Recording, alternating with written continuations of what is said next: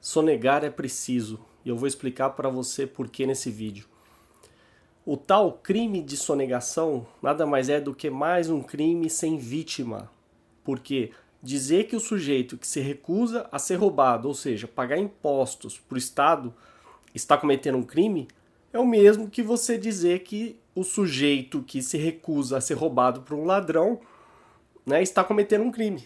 Não tem lógica. Ou seja, se eu sou assaltado por alguém e eu reajo, me recuso a ser assaltado, eu estarei lesando o bolso do ladrão? É claro que não. Então não fale em lesão a cofres públicos, porque cofres públicos nada mais é do que o bolso do ladrão, que as pessoas chamam de Estado. Estado nada mais, nada menos é um eufemismo para ladrão. Então, eu vou dar aqui alguns argumentos para vocês utilizarem quando alguém aparecer defendendo o Estado. Né? Um erro que se comete, todo mundo já cometeu, né? Eu já cometi, mas felizmente as pessoas podem evoluir. Então, torne algo pessoal, simplesmente torne algo pessoal. Quando a pessoa falar para você que o Estado é necessário, pergunta para ela: você seria capaz, como indivíduo, de praticar uma agressão contra a minha pessoa? Você seria capaz de, por exemplo, usar a força, a coerção contra a minha pessoa para tirar dinheiro para destinar à arrecadação de impostos? Se a pessoa falar que ela não seria capaz de individualmente fazer isso, que ela não faria isso, que ela não me agrediria para fazer isso, mas ela apoia o Estado, então ela é um covarde. Porque ela não tem coragem, mas ela espera que outros façam o trabalho sujo para ela. Ou seja, não passa de um covarde. Se por outro lado ela falar que sim, que ela iniciaria agressão contra uma pessoa pacífica para arrecadar impostos, então você está falando com um ladrão. Então pergunte para a pessoa: você é um covarde ou um ladrão? Só existem essas duas possibilidades para quem defender o Estado. Se a pessoa se recusar a se encaixar em uma dessas categorias, covarde ou ladrão, então estamos diante de um cínico, né, que nega a verdade.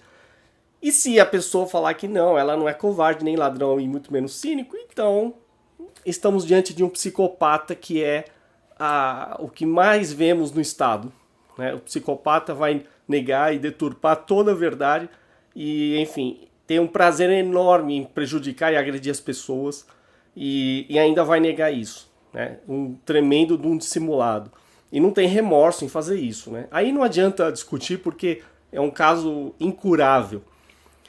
Outro argumento que você pode dar: simplesmente pergunte para a pessoa que serviço deve ser prestado, né, sob a ponta de uma arma, sob a mira de uma arma.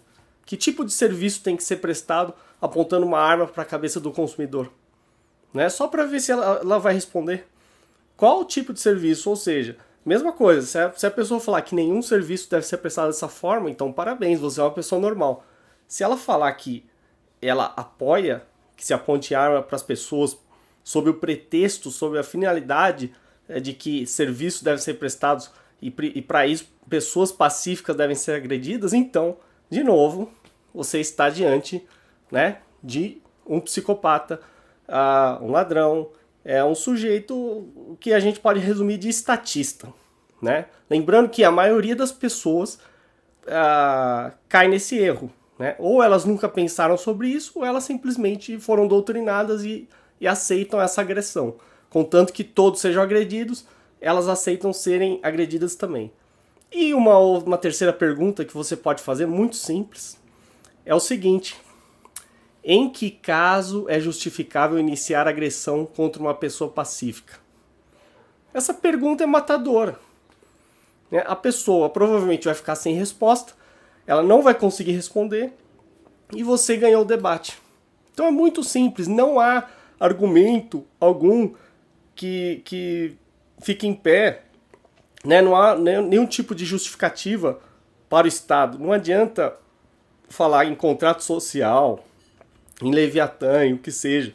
Nada disso se justifica ou fica em pé diante de um princípio libertário da não agressão. né? Ou seja, é ilegítimo agredir um não agressor. Então, ou seja, baseando-se nesse princípio, ninguém tem o direito de arrancar o dinheiro de ninguém. É muito simples. E a partir daí você desmonta todo o Estado.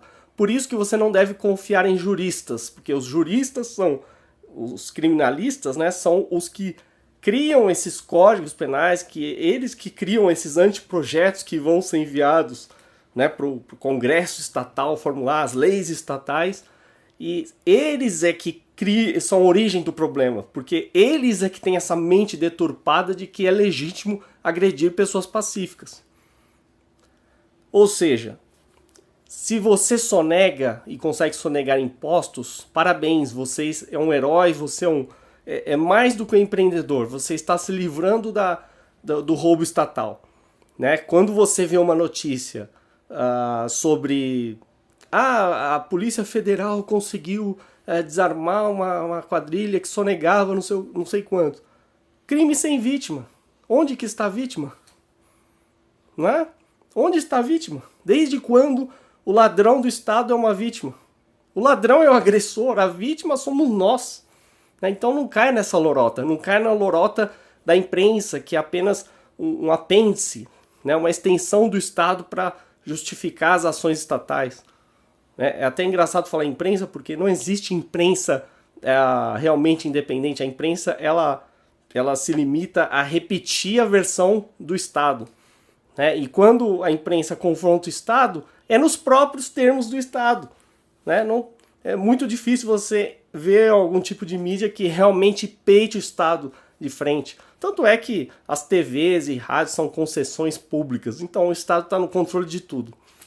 Então eu só fiz esse vídeo para você entender porque você não deve, né, ficar comemorando prisão de sonegadores. E você também deve sonegar.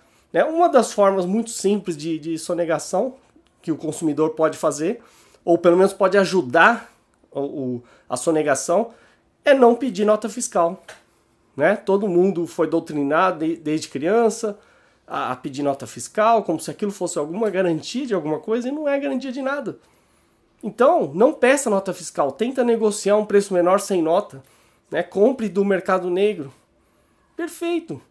Né? Isso não vai evitar que você pague todos os impostos. Né? Ainda existem outras formas do Estado de te tributar, mas já é um começo.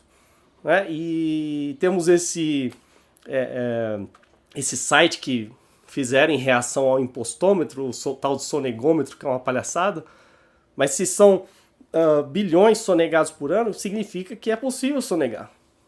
Então, basta achar meios de sonegar e sonegar o máximo possível. A renda é sua, não é do Estado.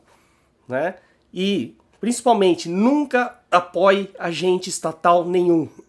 Nenhum. Nem a polícia, nem o judiciário, nem fiscais, nem principalmente quem trabalha em Receita Federal, ninguém. Porque esses são os piores, esses são os que ajudam a perpetuar a agressão estatal.